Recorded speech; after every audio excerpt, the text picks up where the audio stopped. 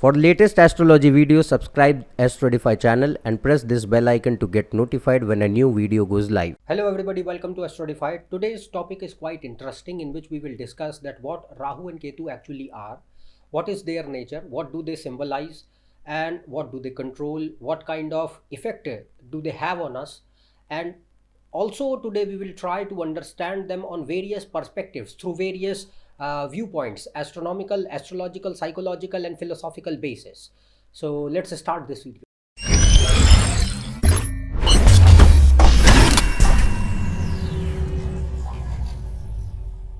If you want to book a consultation for yourself, you can go on this website. The link is given in the description.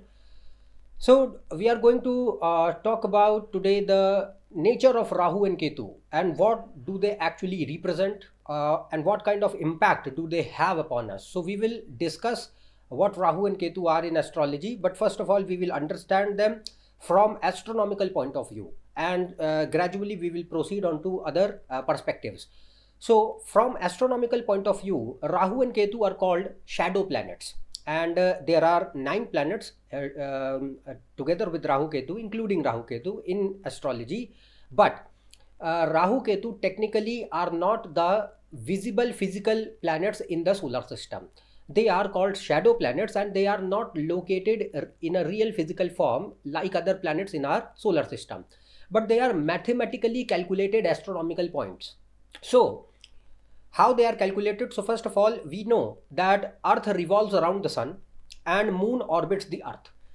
Now the Moon's orbit is at an inclination of 5 degrees from Earth's axis, and whenever the Moon moves from the southern hemisphere to the northern hemisphere, it cuts the Earth's orbit at one point, and this point is called Rahu, or the north node of the Moon. And similarly, when Moon moves from the northern hemisphere to the southern hemisphere, again it cuts the Earth's orbit at one point, which is exactly at 180 degrees from the north point, and it is called Ketu, or the south node of the Moon. And this is the reason why Rahu and Ketu are always in front of each other, 180 degrees apart in the horoscope, also in front of each other. Okay, so why? Because they are always 180 degree apart from each other because of the cutting points of the Moon. Now, because Moon's orbit is located at an inclination of 5 degrees.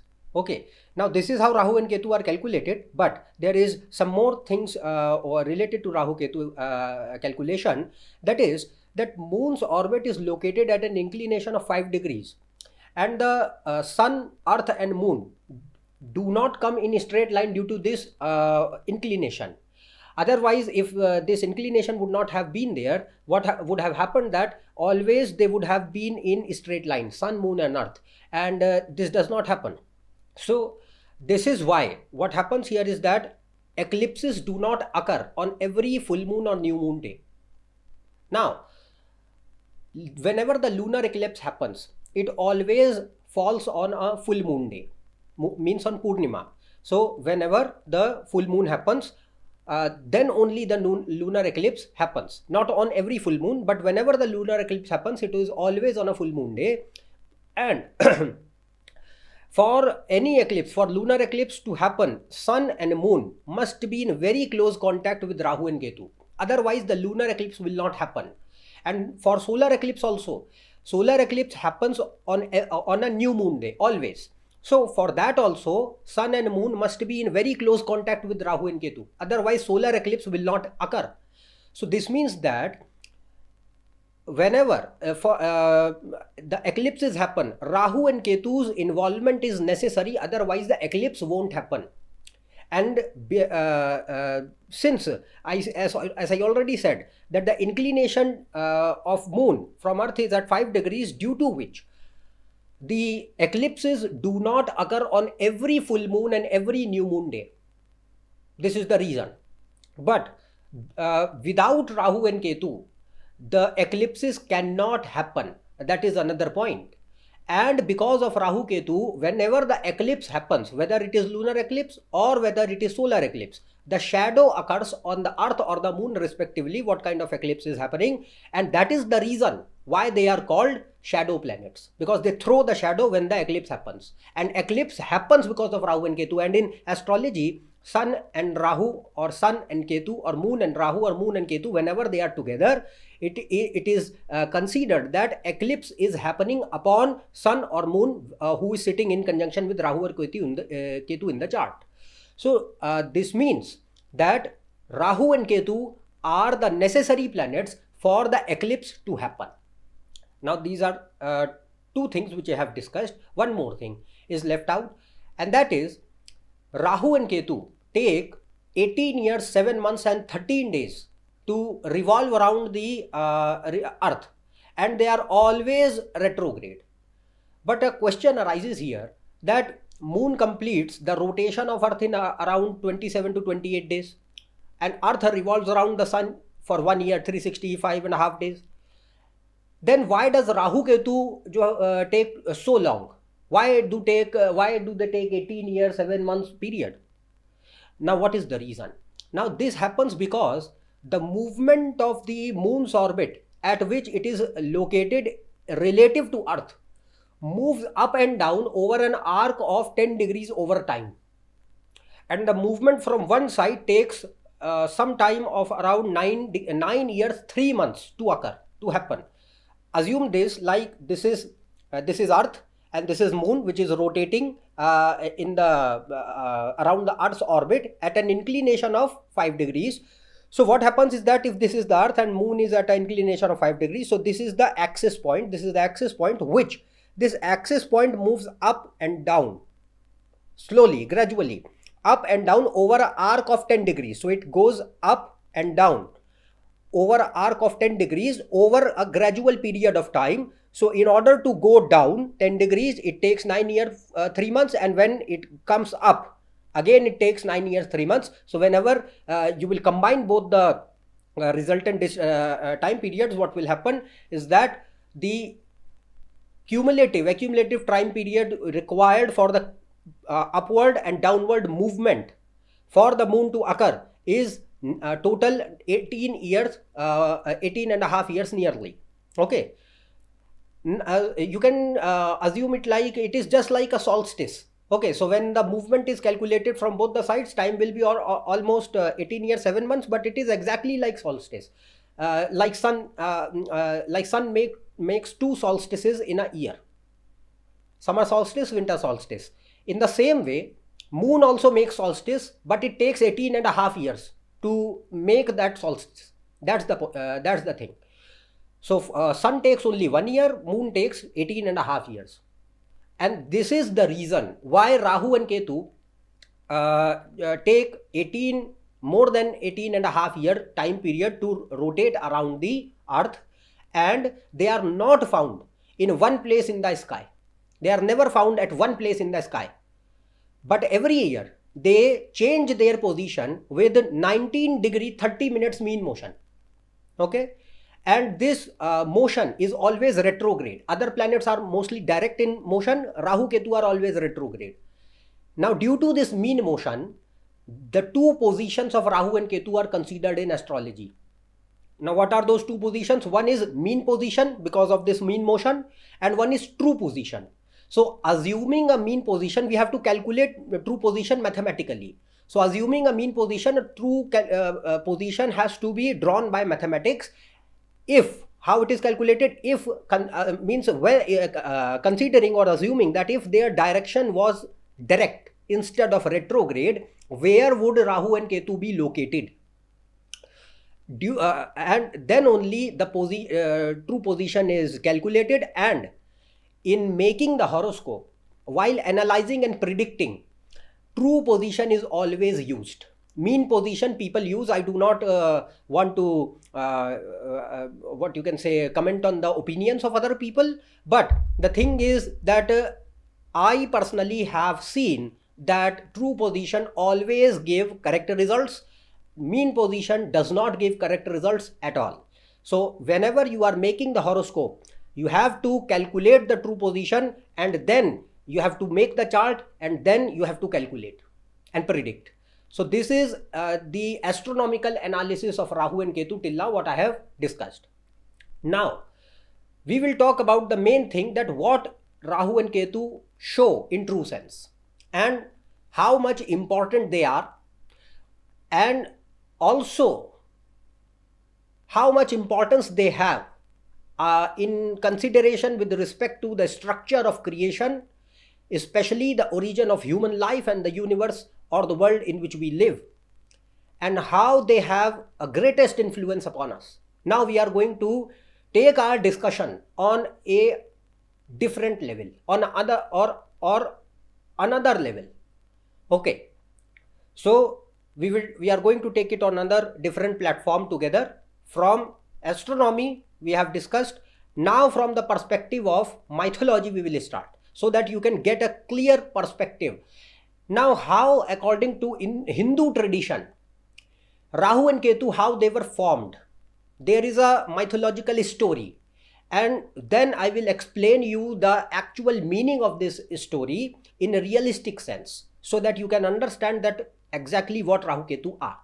So according to the story of Samudra Manthan, means churning of the ocean. Samudra means ocean, Manthan means churning.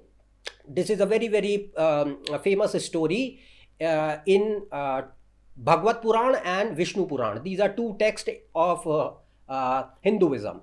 So the story, according to the story of Samudra Manthan, the churning of the ocean, what happened was that there was a war between the Devas and the Asuras. So Devas were like they were demigods, and Asuras were like demons. So there was a war between these two people, and they were fighting over the wealth of the ocean.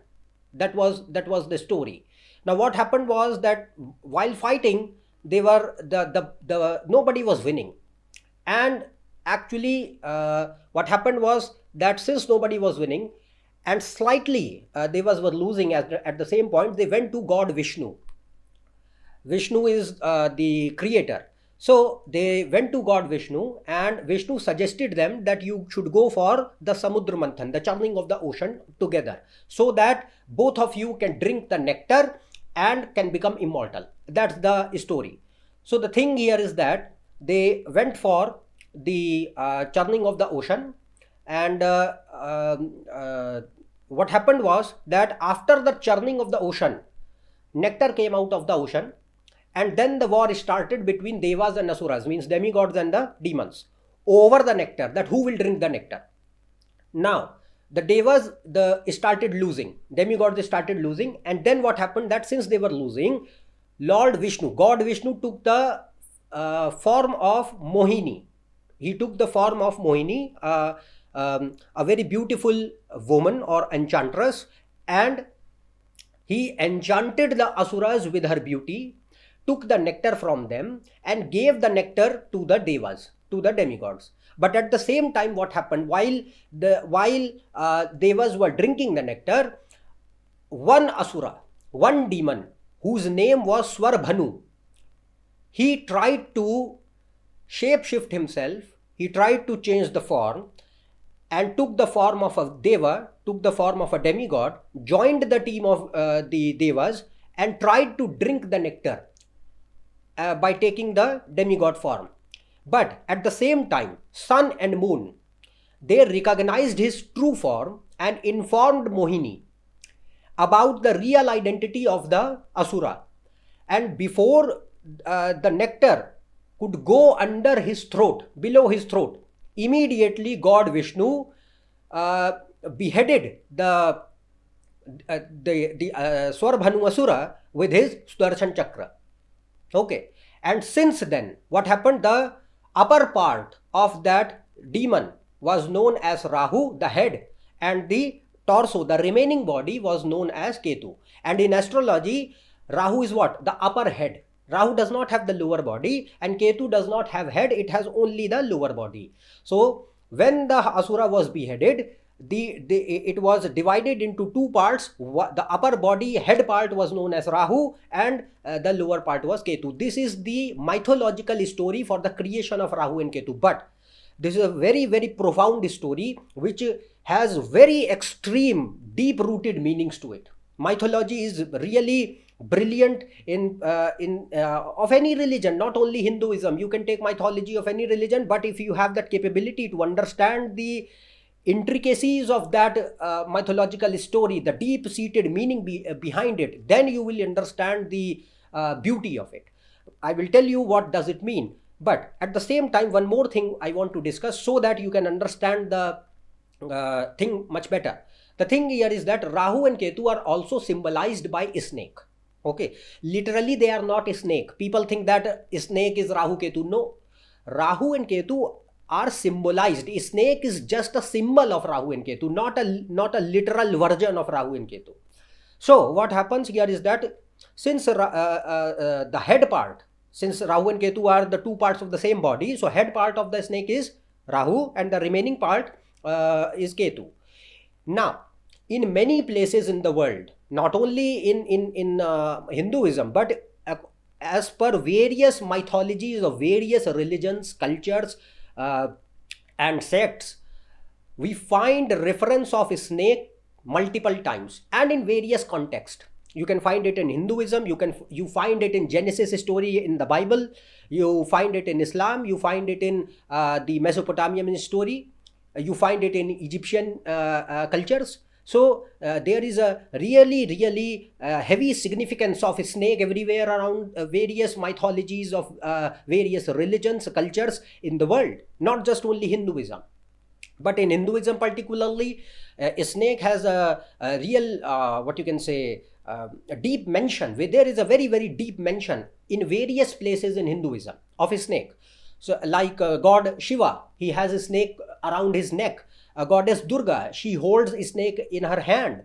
God Ganesh, he has a snake around his navel. And God Vishnu, he is sleeping on the Sheshanaga, who is the lord of all snakes. So in Hinduism particularly, a snake has a really deep meaning and a various deep mention at various places in various texts and various mythological stories.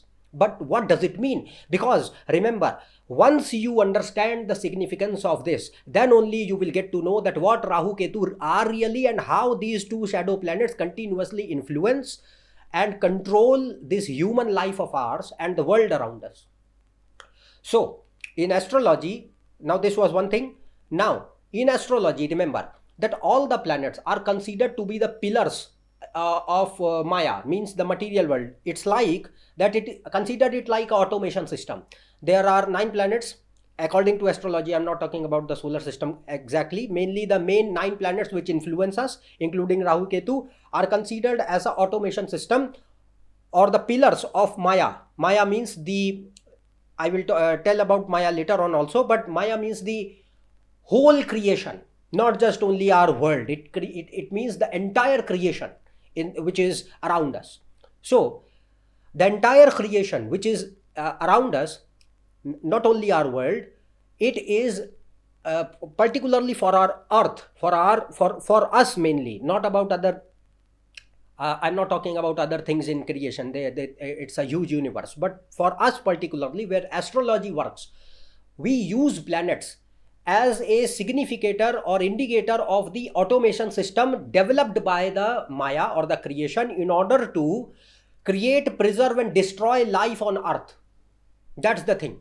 That's the main objective or the concept behind astrology.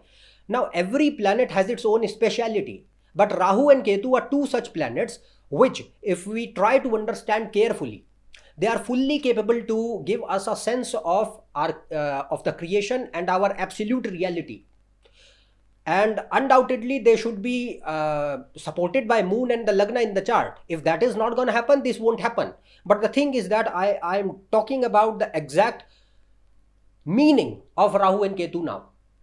Okay, so these 2 things were necessary, which I told you so far. Now we will move on to the next part, that although what I am going to tell now, there is no need for you to understand astrology. If you don't understand astrology, then also the discussion that we are going to have,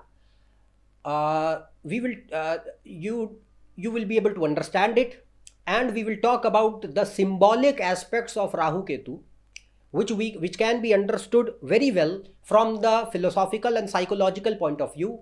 And I presume that what things we will discuss today will give you mental clarity about the reality of Maya, means the material world, and life, because ultimately the actual purpose of astrology is to take a person closer towards the absolute reality of himself and experience it.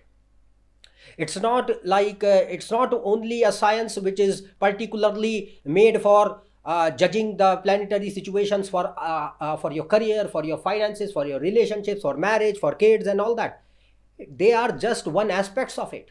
But the main purpose, the basic fundamental purpose of astrology is to take person closer to himself, his absolute reality, and experience it. And the discussion which we are going to have now, it will be done in three main points. 3 points I will tell. And these 3 points, all of them tell the significance of Rahu and Ketu. Now we will start with the first point. Now, I said that snake is the symbol of Rahu and Ketu. Now, whenever I will say Rahu Ketu, you can also imagine that snake and Rahu Ketu are more or less symbolic to each other. So, Rahu or Ketu or the snake, what does it represent? What do they represent? So, first point is that they show the origin of material self-consciousness within all the creatures of the earth, especially humans. So what do they indicate? They signify the advent of material self-consciousness. This is really very important. Now what is this advent of material self-consciousness? Now for this I want to digress from the main topic for some time, so that you can understand the basic, and then I will come back here and explain this. Now the fundamental of this material self-consciousness which I am telling lies in Vedantic philosophy. If you have any familiarity with it, you will be able to understand it much better, but still I will try to make it what you can say easy for the people who do not have any familiarity with the Advaita Vedanta philosophy. It is one school of Indian philosophy, Advaita Vedanta. Now according to Advaita Vedanta, anything which is subject to change and impermanence is unreal, and hence absolute reality, which is actually is of nature of pure existence consciousness bliss, which is infinite and non-dual in nature, and which is beyond space, time and causation. This is the actual gist of Vedantic philosophy. Okay, so the thing here is that when I say that this material self-consciousness, what I said, the thing is that you have to understand that we are talking about our absolute nature first. And our absolute nature is of not body and mind and ego and intellect, not this person who is sitting in front of you. I am not this. Actually, I am this on a transactional level, but not on a realistic absolute sense. Now, what is absolute reality? Remember, as I said, anything which is susceptible to change and anything which is impermanent is unreal. It's not real at all, because it is borrowing its reality on a transactional level for a temporary time period.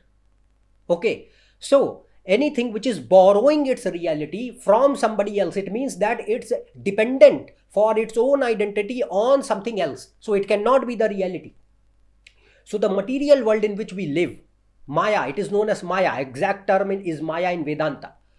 So Maya means the entire material world which you see. Material world does not mean, remember, entire creation. So material world does not mean that the world around you or the city in which you live in, or you are very engrossed in material luxuries, wealth and pleasures and all that. No, that is just a version, a very minute element of Maya. Maya means the entire creation which you see, and the thing which exists which you do not see, even that also is Maya. The entire creation, the galaxies, multiple universes, solar systems, everything that comes under the entire creation, that is Maya. Not just this one earth and your only life. That is not Maya. So the thing here is that according to Vedanta, as I said, anything which is susceptible to change and impermanence and is borrowing reality from somebody else, it means that it is unreal. Maya borrows its reality. Maya borrows its identity from the absolute reality, and that absolute reality, which is, remember again, which is infinite and non-dual in nature, which is beyond space, time and causation, that is called as Brahman. That is called as the pure existence, consciousness, bliss. You can call it Brahman, you call it God, you call it Satchidananda, you call it Shiva, you call it Vishnu, you call it Christ, anything. Actually not Christ, he was the son of God. But the thing here is that whatever term you want to impose on it, it's the same thing. There is no difference. Whatever you want to call it, those are just terminologies. The only thing is that absolute reality is one. And it's non-dual, it's infinite, and it is beyond space, time and causation. Now, in order to deduce the logical reasoning behind it, you have to study Vedanta. But I am taking this concept, this philosophy, in order to make you understand that what Rahu Ketu are. So this is the main thing. Now, what happens here is that next point is Maya, or the Maya is the power of the Brahman. Maya is the Shakti of Brahman, the power of Brahman, through which Brahman means that pure existence, consciousness, bliss, which is the absolute reality. It is the power of that Brahman through which the supreme Brahman, pure existence, consciousness, bliss, manifests it and expresses itself, and from where the duality or the relative reality, the world, Maya is the relative reality, not the absolute reality. Relative reality, and that is which is fundamentally based on space, time and causation, begins. This is really important. So Maya is not different from Brahman. It is the power of Brahman through which the supreme Brahman manifests and expresses itself, from where the duality or the relative reality begins, which is dependent on functioning through space, time and causation. So when the space, time and causation begins, the relative reality starts, which we call Maya. This is one concept. Now, our real existence, our real identity is not in the form of this body-mind complex which we have.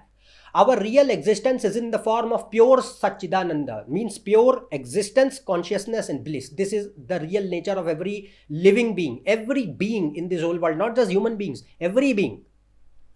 And but through the creation, now let's come back to the main point.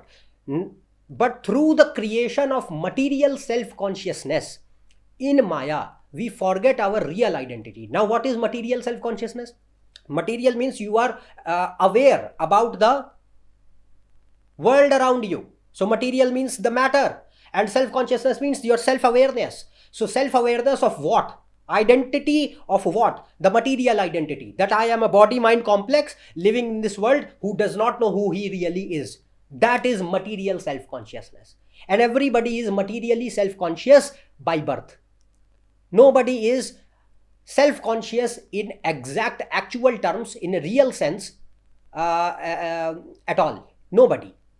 So if you are born in always with material self-consciousness. So what is material self-consciousness? The awareness of the material world, and that I am a living being who is a person with body-mind complex, who has a body, 5 senses, and then mind and intellect and ego, and who has a family, name, background, ethnicity, culture, religion, ideologies, belief systems. This is all material consciousness. Okay. So this is what? This is a false identity. I will explain this later on also. But as I said, the real existence is in the form of pure Satchidananda. Again, as I said, anything which is susceptible to change and anything which is susceptible to death means it is impermanent. It is not real. It is borrowing its reality from somewhere else. And you are that absolute reality. You are not the that transactional reality. Never. Nobody is. So the thing here is that, but what happens is that because of the creation of material self-consciousness in Maya, we forget our own real identity. But at the same time, this material self-consciousness is necessary also. It's important, because if If it would not have been important, why was it there? Why it is there? What is the purpose? So nothing is without its need in this whole universe. So the thing is that material self consciousness is important and necessary also, because without it, the creation is the intrinsic characteristic of the nature, the prakriti, the nature. You call the mother nature, na? That's the same thing. In Hindi, in Sanskrit, it is known as the prakriti and the Purusha. So the thing here is that it is not the concept of Advaita Vedanta, it is the concept of Sankhya philosophy. But the thing here is that it is the intrinsic nature of, intrinsic characteristic of the nature. What? Creation. To create is the very property of the nature in which you see. So without material self-consciousness, the creation, which is the intrinsic characteristic of nature, and the bliss are impossible. Now what bliss is, as I said, the nature is of three things: pure existence, pure consciousness, pure bliss. So ultimate objective is the bliss. I think that the things which I'm talking about, maybe they are quite cumbersome to understand, difficult to understand if you do not have the familiarity with this philosophy. But the thing is that I am trying to make it as easy as possible so that you can understand it. But if you want to learn more about the logical background of this, you have to go for the Vedantic philosophy, study of that. But the ultimate objective here is to attain bliss. Bliss of what? Bliss of your own self-reflection. That's the main thing. So this material self-consciousness is the finite reflection of the infinite non-dual pure consciousness. So what your eternal nature is, what your exact true identity is of infinite non-dual pure consciousness. But because of material self-consciousness, what is happening? It is finiteness is coming. Infinite is becoming finite. That is what is happening. So what happens is that material self-consciousness is the finite reflection of the infinite non-dual pure consciousness, because technically it is not real. It is just a relative reality which is borrowing its identity from the absolute reality, which is infinite and non-dual in nature. And the exact term for this is Chidabhas in Vedantic terminology. Okay. So this finite reflection is known as Chidabhas, and through this, the non-dual pure Chaitanya, or the non-dual pure consciousness, expresses and sees itself through its own power, means the Shakti, and experiences bliss. Okay, this was the main thing. Now, next point here is that there are multiple universes, and now science also agrees that there are multiple universes, not just one single universe, and all of them start with non-dual pure consciousness state. Means in scientific language we call it Big Bang theory. So most of the people know about it, but I will describe it in a very useful term here. That it states that beginning of the universe happened billions of years ago, around about 13.8 billion years ago, but it happened by a sudden explosion of infinite energy density, which is known as singularity, which was followed by unlimited expansion of the universe, of the matter, which is continuing till now, which is going on till now. Now, from a scientific point of view, we have got accurate information about the events after the Big Bang. We have very detailed description, accurate information through physics, that how the events occurred after the Big Bang, ahead of the Big Bang, and how the physical laws, the universe, and the other things function. But till date, we have not been able to find out how the Big Bang started and what was before it. We do not know anything about it. Here, Indian philosophy can help us. Now, how it can help us? The thing here is that the Big Bang corresponds to the moment where that Advaita, that non-dual infinite absolute reality, consciousness, is converting into duality, is converting into Dvaita. So it corresponds to the moment where Advaita is converting into Dvaita. Advaita means non-dual, Dvaita means dual. Where non-duality is converting into duality. And from here, the space, time and causation are originating. And the creation is started by Maya. Okay, Maya was the power of the Brahman, as I said.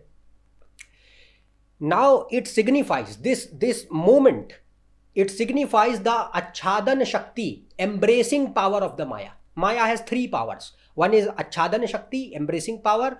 One is Sammohan Shakti. One is Arohan Shakti. We will discuss that later. But right now, it symbolizes the Achhadan Shakti, the embracing power of Maya. Because if you will study about the Big Bang, it was not an explosion. It was the continuous expansion of that infinite energy density which was there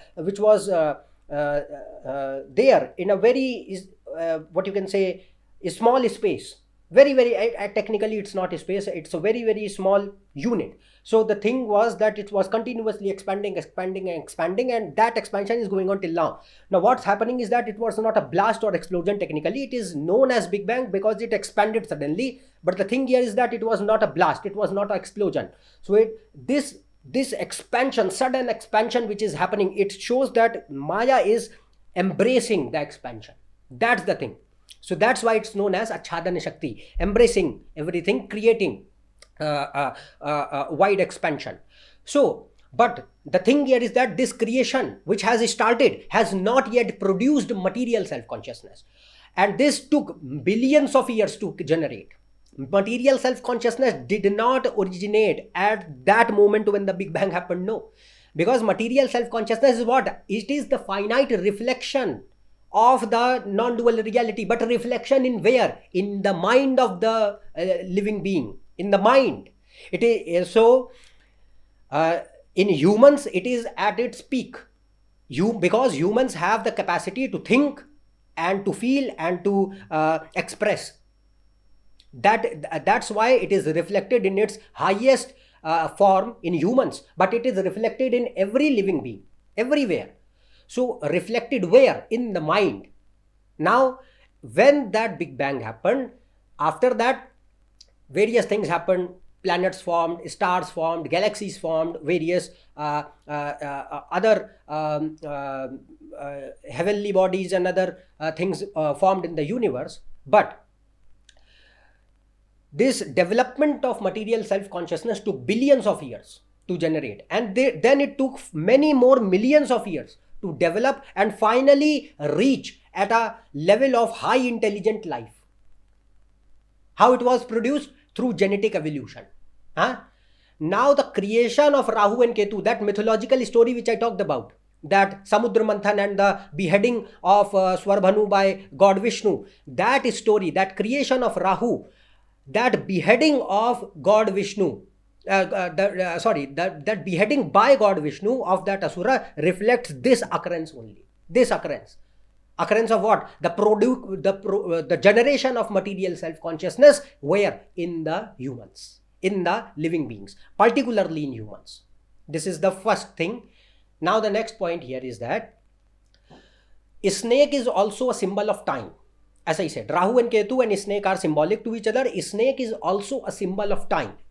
Particularly in East philosophies, mainly in India, in Buddhism, and also in Chinese philosophies, you will find the snake as symbol of time, and it is known as Kal. Kal. The term in Hindu philosophy is Kal. So Kal means time in Hindi. Now Kal is of two types. So time is of two types. One is absolute and undivided, and the other one is relative and divided. Now, as I already have said, that space, time and causation are fundamental pillars of Maya. Because if space is not there, time is not there, causation is not there, how the Maya will produce, how the Maya will work? Because the world which you see, It is in space, in time, and it's functioning on causation. If there is no time, there is no space, there is no causation, there will be no Maya, there will be no material world at all, no creation. So what it means that creation can only happen when space, time, and causation are there. So they are the fundamental pillars of Maya, and without them there will be no existence, and life is impossible without them. But at the same time, if we, let's suppose, and why time is really important, because if we stop the, let's suppose, imagine that we will stop the time at this very moment, stop the time which is going on at this very moment, life will end. Life will end because the essence of life is in experience. And how do you experience the things? With respect to time. If time will stop, your experience will end, the life will end, the existence will cease to exist. So if there is no time, there is neither the experience nor the life. There will be consciousness, but in absolute form, in non-dual form, not in dual form. And material self-consciousness will cease to exist. Material self-consciousness will not happen because there is no material world, so there is no material self-consciousness. So this shows that if Kal, means if the time will not divide, will not be produced in relative terms. Okay, so if there is no existence of relative time, then what will happen? That the material self-consciousness cannot be created, and there will be no life, and there will be no bliss of self-reflection of the absolute Brahman. Okay, now the next point here is that the Sammohan and the Arohan Shakti of the Maya, after the creation, after the conception of material self-consciousness has happened, the Sammohan and Arohan Shakti of Maya are expressed. Now what is Sammohan? Sammohan means delusion, hypnotizing and attracting someone. That is Sammohan. And Arohan means the veiling. Veiling means you have hidden something behind the curtain. That is veiling, behind the veil. So initially, as I discussed, when the creation happened, Maya had only one power of expression. That was Achadana Shakti, embracing power. But once that material self-consciousness happened, it started. Sammohan Shakti and Arohan Shakti started. The power of delusion and the power of veiling. Because we as a human being do not know what is real. And Rahu is known as illusion, the delusion which is creating this Maya. Arohan means things are hidden from us. What is hidden from us? Our actual reality, what we truly are. So Maya means the material world which is created and is creating delusion so that you do not know what you truly are. But how it's going to manifest? When that material self-consciousness originates, then only it is going to manifest, otherwise not. So Sammohan and Arohan Shakti are created and they are expressed by this division and relativity of time and the origin of material self-consciousness. And through this, once this has happened, ignorance is born. Ajnana, ignorance is born. Due to this, and due to ignorance, we forget our real nature. Ajnana means you do not know who you really are. So we forget our real nature and identity, and due to this we keep wandering through continuous cycle of death and rebirth over and over again, continuously. So the problem is in ignorance, not in the cycle of time and death and rebirth, because that is the basic condition of existence. So you cannot say that, okay, if time, what about time? Time is necessary for you to live. So the thing is that the problem is not in time and the cycle of death and rebirth. The problem is in ignorance, that you do not know who you really are because of the generation of material self-consciousness. Now, Rahu is a fierce symbol of this ignorance. Rahu is known as the Ajnana Karak. Rahu means that planet which is creating delusion and illusion in your mind. It hypnotizes, creates confusion, and it creates unnecessary attraction towards Maya. It gives you mental confusion. It creates material desires, because now you do not know what is real and unreal. You know that, okay, this is the world around us and I do not know who am I really. So you do not know that what you are seeing is real or unreal. But since you do not know that it is unreal, you will consider that, okay, this is real. So that thing, what happens is that now you will have that natural affinity of attraction towards the material world, and this creates material desires in the person.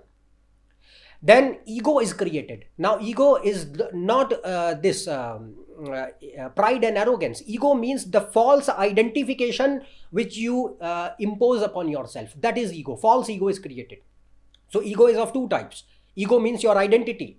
So one is true ego, what you really are. So what you really are is pure existence, consciousness, bliss. That you really are. You are the Brahman. That is the reality. But we do not know that. We do not know it. So the thing is that we say that, okay, I am this body, I am this mind, I am this intellect, I am this person, I have a name, I have a nationality, religion, ideology, political affiliations, I have this career, education, I am a doctor, I am a illiterate, I am homeless, I am wealthy, I am this, I am that, I am born in this family, I have this wife, kids and parents. This is your identity. Is it your true identity? Because you have got this in this life. What about another life? What about the past life? You do not know anything. We do not know about our past life. We do not remember it. So we had this. You might have had same things in the past life, and now you are living the life in the same pattern, but you are unaware about it. So the thing here is that Rahu creates that false ego, because when you were born, after the birth, gradually you developed this false ego by superimposition of these false identities upon you. Whenever a person asks you that who you are, what you tell? You tell your name, you tell your qualification, you tell your nationality, you tell your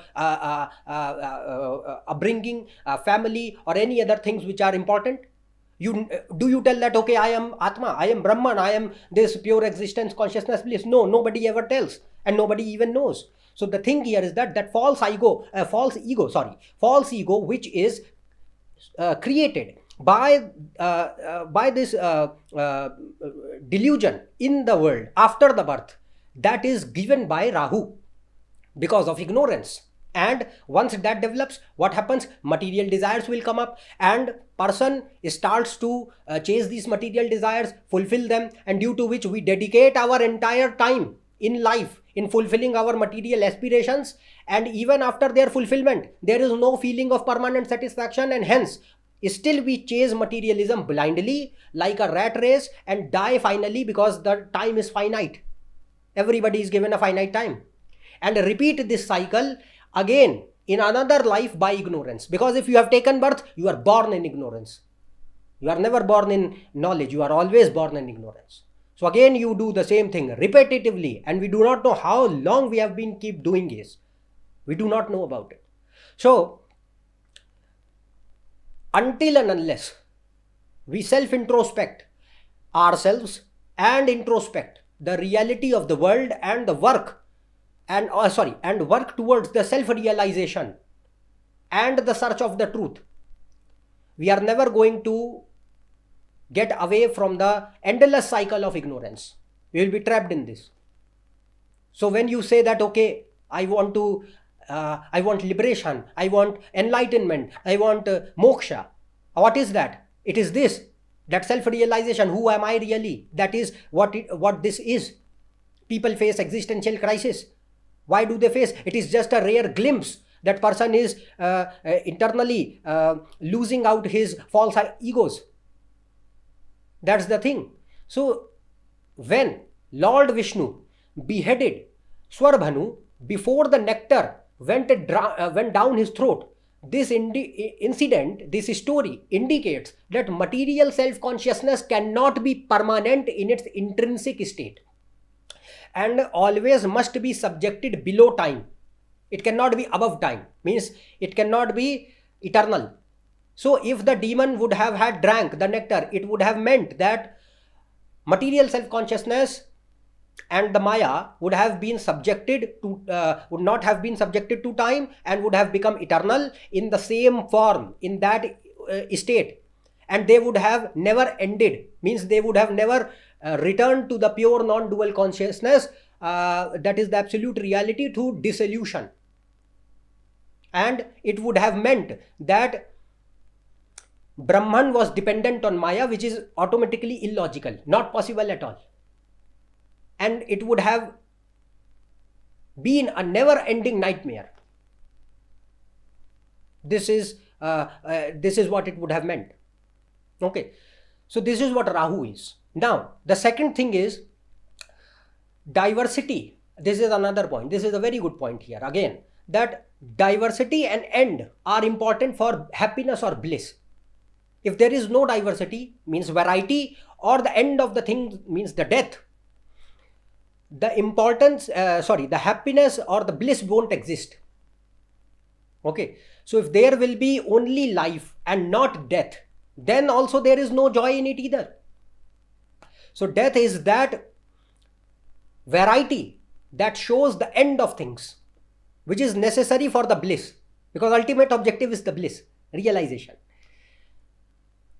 Suppose you like some dish. Suppose you have some favorite dish of yours, and you are told to eat that throughout the day, 3 times a day, and you will get that only what you like the most. What is your favorite dish? You are not going to get anything else. There is no variety and there is no end. You have to eat the same thing 3 times a day, and continuously you have to eat repetitively this only for the rest of your life. What will happen then? You will gradually become bored. Initially you might find it very exhilarating, very good, because it is your favorite dish. But ultimately, gradually you will become bored, disinterested, and will start to hate that same favorite dish of yours, because there is no variety, there is no diversity, and there is no end. So it's end.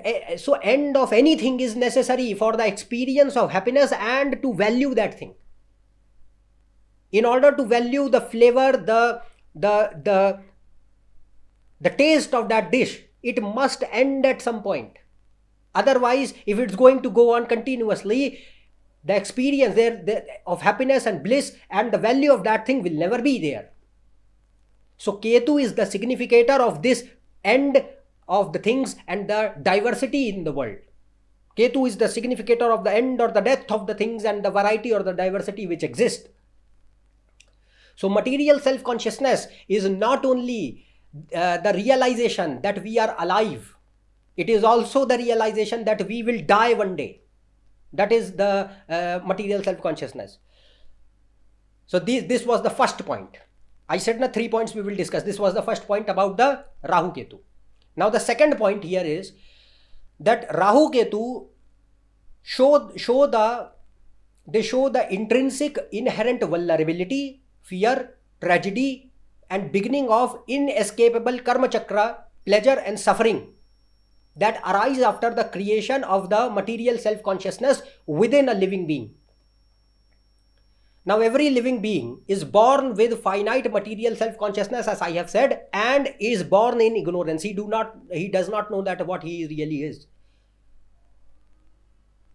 and what he was in past lives. We do not know about it. So as the development of the child happens, what happens? His ego, as I said, false superimposed identities. That his intellect and the mind develops gradually, and the sense of duality prevails. It starts within that being. It becomes so strong gradually that he considers himself different from the eternal Advaita Chaitanya, means eternal pure existence, consciousness, bliss. It considers different himself from that, or the God. The thing which you call God, it is the same thing. You can give any terminology to it, it is the same thing. So the thing here is that he considers himself different from the God. And this sense of difference is bound to give rise to intrinsic vulnerability, because once you realize that I am this mere being, a very small, insignificant being who does not know what he is really doing in this world, intrinsic vulnerability is bound to occur. That sheer fear, that helplessness, that powerlessness must come. It always comes. So because when we realize that we are not the center of the universe, which we have thought Instead, we are insignificant, powerless, helpless, has no real control upon the world, and is under infinitely powerful nature, under the control of infinitely powerful mother nature, the Prakriti, and is a very, very minute element of it. We are just a very, very minute element of it. Now, when I say minute element, remember, the only difference between Brahman and you is that it is infinite, you are finite. There is no difference at all. It's like, assume that, like there is a gold ornament, like a gold ring is there, and there is a gold mine. In gold mine, the quantity of gold is quite huge, but in gold ring, the quantity of gold is very less, but the quality of gold is same, whether it is in the ring or in the gold mine. Value of the gold is same.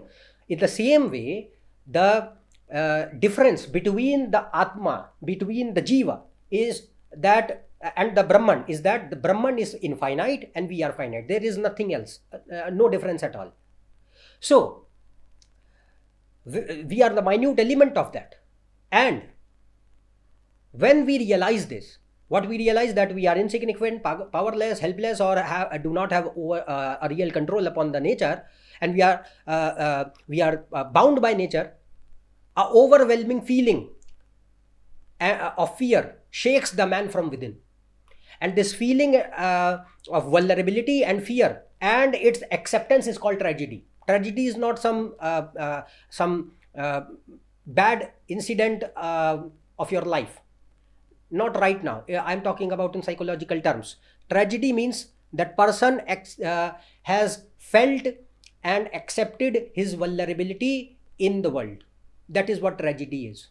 So the acceptance that we are mere beings deeply trapped in the joys, sorrows, sins, virtues. Karma chakra means the inescapable cycle of the karma, and things are not in our control to a greater extent. And until we live, we never get out of this karmic cycle on a material level. Never. Even after attaining the Jivan Mukti state, nobody is going to get out of this karmic cycle on the material level. But if we realize that what we truly are, we are already away from the karmic cycle. Karmic cycle cannot even touch us. But the thing here is that you must identify yourself at the level of the pure existence consciousness bliss. You must identify yourself at the level of that pure Chaitanya. Then only it is you are out of that material, karmic cycle. But on material level, never, never ever. So, when we realize that we are intrinsically insecure and powerless, what happens? Our first effort, what will be our reaction? Our first effort becomes to do those right things that which brings us a sense of security, some strength, some control over the things and the world. And from here, the karma chakra starts. Karma means the action and the consequences which the person gets.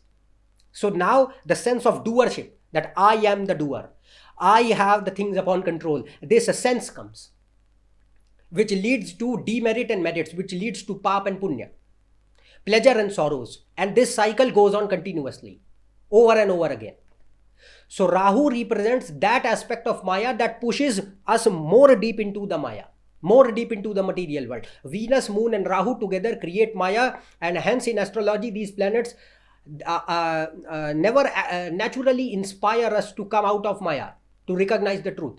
Ketu represents that aspect of Maya which pulls you away from the Maya, pulls you away from that false identity, from this material world, and forces us to move towards God, towards our real nature, towards our Chaitanya nature, our eternal existence. And Ketu, Jupiter, Saturn are those planets that constantly inspire us to see and accept the reality and the truth.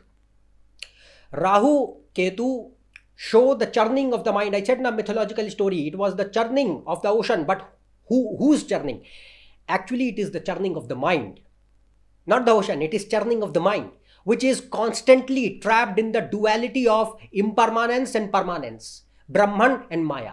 It depends on the mind whether to identify with the infinite material world and the poison of ignorance arising from the churning, or to identify or associate with the nectar of eternal truth and the real self-knowledge, because on this decision, it will depend on this decision that the human being will suffer bondage or will enjoy liberation. That's the main point. So Rahu is a part of a snake's head. Okay, this was the main thing which I have said so far. But one more thing here is that Rahu is the part of a snake's head. I said na, upper part of the body, head part is Rahu, bottom is remaining part is Ketu. So Rahu is the head portion. What is head? What happens in head? You have your brain, your mind, your intellect, your ego is in the head. So we are connected with the Maya through our head. And Rahu is that poison, Vesha, who identifies us with Avidya Maya. Two types of Maya are there. Avidya Maya means ignorance and Vidya Maya means knowledge. So Rahu is that poison which identifies us with Avidya Maya. Avidya Maya means ignorance, the false illusion, the delusion, the unreality of the things. And it gives rise to false ego, lust, greed, anger, attachment, jealousy, affinity for sensory pleasures, self-deception, self-denial, hatred, selfishness, exploitation, betrayal, deceit, cunningness, lies, manipulation, polluted thinking, and generates extreme attachment towards the material world, which eventually leads to corruption, chaos, extreme negativity, crime, exploitation, indecency, cultural pollution, unrighteousness, and unrest or anarchy and adharma in the society. And because both people and society are tied together, people and society go hand in hand. Individual and society go hand in hand. Individual is dependent on society, society is dependent on individual. Okay, so both suffer together, which seems to be the well around case, especially in today's time. So Rahu has two qualities, two gunas, Rajasic and Tamasic gunas. So Rahu has Rajasic and Tamasic guna. Three gunas are there, Sattva, Rajas and Tamas. Rahu has Rajas and Tamas qualities. So Rahu represents everything which attracts us and creates unending desires and forces us to become slaves of the material world, that is the Maya. Rahu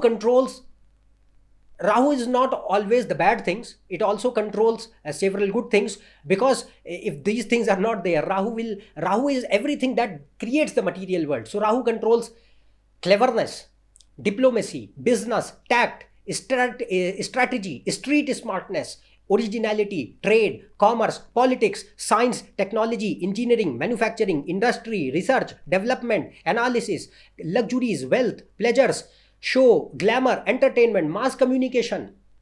So you might think that, okay, Rahu is always bad. No, Rahu is also the good things, but Rahu has an element of greed and affinity of excessive attachment, due to which it is considered bad. So it's not that material world is bad. It is necessary to exist. Like money is really important in order to survive. But if you are becoming too much greedy about the money, there is no end to it. That's the point. So the thing is that Rahu is also all the things which make the material world around us. It gives name, form and purpose to objects around the world. But what is Ketu? Now Ketu is that nectar that is obtained only after drinking poison. And that is on associating with Vidya Maya. Two types of Maya, Avidya Maya, Vidya Maya. So Vidya Maya is knowledge, self-knowledge, which gives us what? Discrimination between real and unreal, detachment, acceptance of reality and ourself, freedom from karmic cycle, spiritual practice and liberation. Ketu has two qualities, Sattva and Tamas. So, and because Ketu is the bottom portion of the body, not the head. So bottom portion without the head is considered lifeless. For example, there is a person who is in coma. So that person is totally unconscious. There is no connection of that person with the material world. So in the same way, if there is no functioning mind and brain and ego and intellect, there is no connection with the material world, and that is why without the head, the body is considered lifeless, which Ketu represents. And that is the reason that Ketu represents the rejection of the material world. So it shows the renunciation of materiality, and Ketu is the what you can say, symbol of knowledge that is subtle, deep, mysterious, beyond logic, beyond intelligence, beyond senses, which can only be experienced by intuition. These are the sattvic gunas, sattvic qualities of Ketu. Now there are tamasic qualities, bad qualities of Ketu as well. What are they?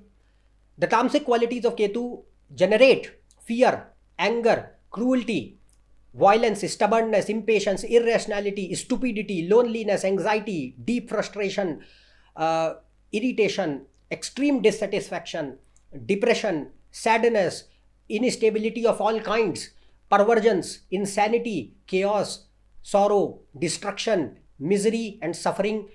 These are the tamasic qualities of Ketu. Ketu also controls selflessness, past life karma, genetic evolution, ancestors, language, medicine, research, spirituality, tantra, yoga, sannyasa, moksha. They are also under Ketu. So these are the things which Ketu and Rahu represent. Now, whenever you have to analyze the behavior of Rahu and Ketu in the chart, you have to see that Rahu and Ketu, whichever is stronger in the horoscope, the other will give result by being under it. If Rahu is stronger in the horoscope than Ketu will give results by under the domain of Rahu and vice versa. So you have to see who is stronger, and when we will discuss the results of Rahu and Ketu in further videos in various signs, then you will understand. I have explained how that Rahu and Ketu in each and every sign. We have taken 4 cases there, that when Ketu is stronger, when Rahu is stronger, so who will what kind of diversities in results are seen, that I have explained in those videos. I will upload them later. So this was the second point. Now the third and the last point of our discussion is that Rahu and Ketu also are represented or symbolize Kundalini Shakti, Kundalini power within every human, and they control it. Our body is powered by 5 pranas and 7 chakras. And every human, naturally, the Kundalini Shakti is situated in the bottommost Mooladhara chakra in the form of a coiled snake, which signifies that we are trapped in the Maya's karma, and Kal chakra means the inescapable karma chakra, the cycle or the wheel of time and the karma. We are trapped in that. That Kundalini Shakti represents it. And to get out of this, we have to awaken the inactive Kundalini Shakti and try to move it in the upward direction within the spinal column and over the subsequent upward chakras. 7 chakras are there. So if the Kundalini Shakti awakens the Agya chakra, which is here in the forehead, and the Sahasrara chakra, which is here, then one realizes the truth of him and what he really is, and also the creation, and ultimately liberates from the bondage. This journey of Kundalini Shakti shows the journey of man from constant ignorance to knowledge, illusion to truth, bondage to freedom, and from Maya to Brahman. The destination means the destination of this upward journey, at which lies the elixir of liberation, where duality ends and material self-consciousness is annihilated. Pure self-consciousness in the form of pure existence consciousness bliss in Brahman, in Atman, in Atma Swarup, means in the form of Atma, becomes complete and infinite from incomplete and finite, and again Maya and Brahma become one.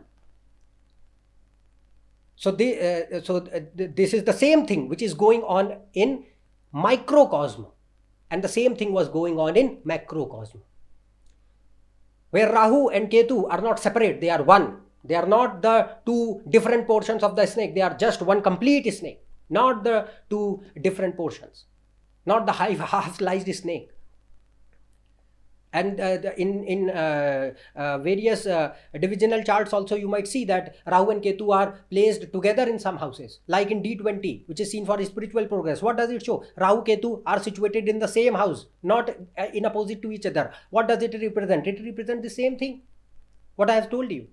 So these were the 3 points which I talked about Rahu and Ketu. What is their nature? What is their behavior? How do they participate in creation? What do they symbolize? And how do they impact us? So I think that you would have understood and gained some clarity about the nature of Rahu and Ketu. So from for further videos, we will discuss about the placement of Rahu and Ketu in various zodiac signs gradually. I don't have anything else to say here. I think that I have completed and shared my viewpoint, what I had. So if you are new to my channel, subscribe below for more. Check on my website and Facebook page. Otherwise, we will meet in the next video. Till then, goodbye and thank you.